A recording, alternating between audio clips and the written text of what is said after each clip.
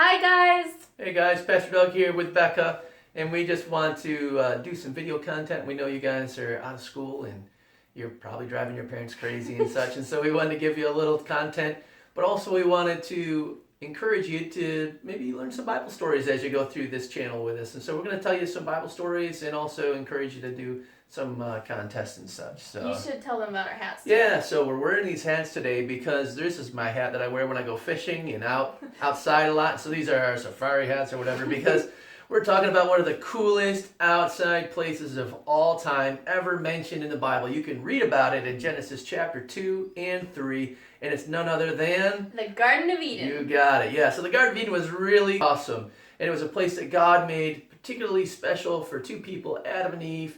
And they walked in the garden with God and had all kinds of cool things. One of those was the animals, and Becca's going to tell you about it. Okay, so I think one of the coolest things about the animals is that Adam got to name them all. I mean, can you imagine having to name all of the animals? It took a little time. Yeah. I mean, how did he think of the name of, like, hippopotamus? This is true. And rhinoceros? That's weird. And, like... gnat. Yeah. Gnat. Like a gnat. Gnat. Anyways, we don't know how to say that. It's a gnat. Oh, yeah. I'm just teasing. And, like, the fly was probably pretty simple since it flies. By then, he was probably totally running out of names and just like, that's a fly. Bat. Not sure where that one came from. You guys can figure that out. Yeah, also, in addition to all the animals that were there are a lot of plants, trees, all kinds of cool stuff like that. It was really lush, a paradise. And God had all these things.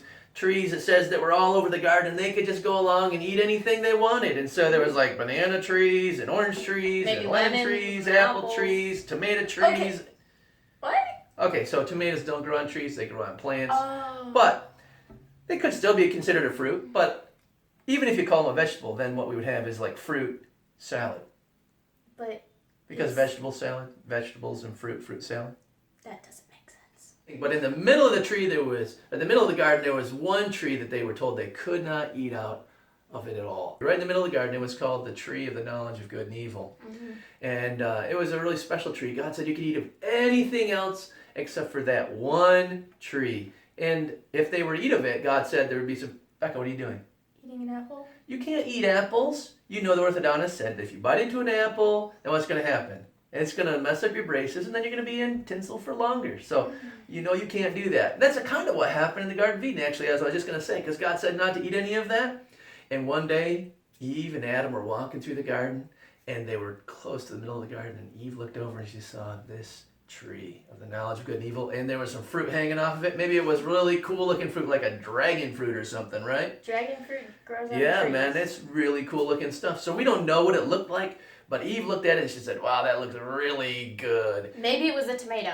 I doubt it was a tomato. Oh, yeah. So she went and she actually took some of it. She said, not only is this fruit going to be really good to eat, it's actually going to make me wise.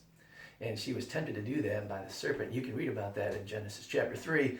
And long story short, she ate some, she gave some to Adam. And then we see that they knew that they had made a big mistake because, you know what? God had told them they could eat of anything except for that one tree. And they went and did exactly what God told them not to do. And when we do that, that's called sin. And every time we sin, there's a consequence that happens. And that's the same that happened with Adam and Eve. And we see just like if Becca ate that apple and took a bite out of it and it messed up her braces, there'd be a consequence. When we sin and do things that God tells us not to do, there's even bigger consequences. For Adam and Eve, that consequence was that they got kicked out of the garden forever and never could return. More fruit. Well, they could have fruit and they could have other things, but you know what? God wasn't just tending the garden and making it all lush and beautiful. After that, they had to work hard for it, kind of like we do in the garden, right? Pulling a lot more weeds than they ever wanted to get a few small pieces of fruit and some vegetables.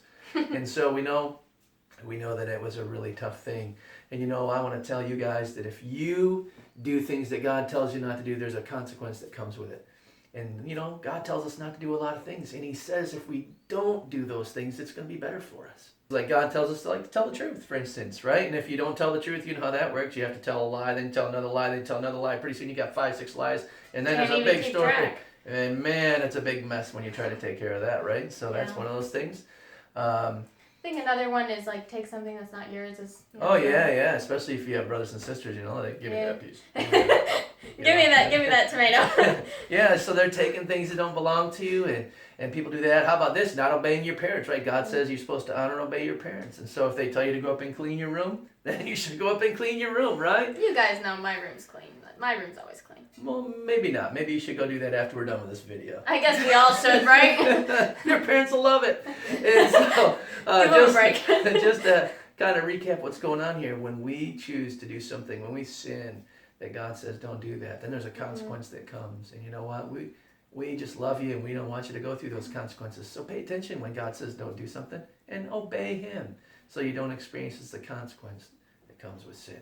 So to help you remember this lesson, we're going to give you a little activity to do. Becky's going to tell you a little bit about that. Okay, so after you watch this video, I think it would be a really cool idea if we all built a tree of some sort. You can do that with maybe Legos or Play-Doh or macaroni. I don't know. Yeah, we'll put a little fast forward of me drawing a tree in here, and I'm telling you, I'm sure you can draw a better tree than I can. And what we want you to do is we want you to actually go and take a picture of that. And if you're on Instagram, then you can actually look us up. All you have to do is simply send us a picture of your tree creations on direct message using Instagram. Our Instagram is linked below in the description box. And then you'll just tag us, and we're going to be looking at all of your wonderful tree art. And then we will be picking one of those, and whoever we think is the best, we'll be sending you guys a prize. So definitely check that out. So yeah, we just want to encourage you to come back and check us out. Have fun doing those trees. We look forward to seeing what creativity you guys come up with. And we'll see you next week. See you guys. Take care.